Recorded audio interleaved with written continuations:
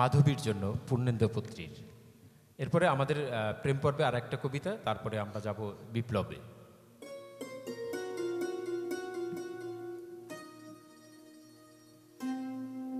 আয়নার পাশে একটু অন্ধকারের ছায়া এঁকে দাও, ব্যথিত দৃশ্যের পট জুড়ে থাক চিত্রিত আধার।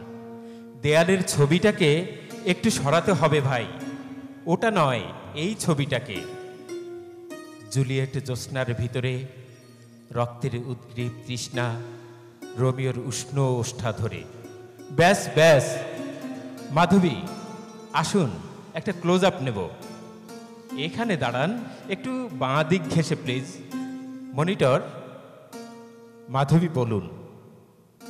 কিছু লাভ আছে মনে রেখে?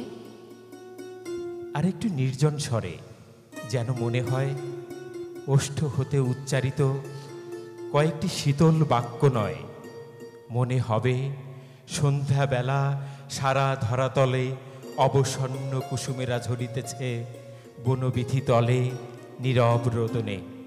মনে হবে নীরব রোদনে যেন আপনি বলতে চান, মনে রেখো সখা, যেন কেহ কোনো দিন মনে রাখে নাই, মনে আর রাখিবে না, কেহ আর ডাকিবে না কোনো দিন জ্যোৎস্নার ভিতরে রক্তের উদ্গ্রীব তৃষ্ণা, কেহ আর মেলিবে না উষ্ণ ওষ্ঠা ধরে।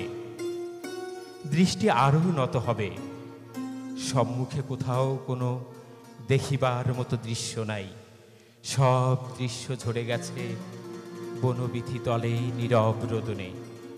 নিবন্ত ধূপের সাদা ছাই, রজনী পোয়ানো কিছু মৃত গোলাপের দীর্ঘশ্বাস, হাঁ করা নেকড়ের মুখে দগ্ধ সিগারেট। এইটুকু দৃশ্য শুধু পড়ে আছে কাঠের টেবিলে। Lights burning. মাধবী, মেকআপ আলো, এবার টেকিং। মাধবী, নিশ্চয়ই মনে আছে সংক্ষিপ্ত সংলাপটুকু? কিছু লাভ আছে মনে রেখে?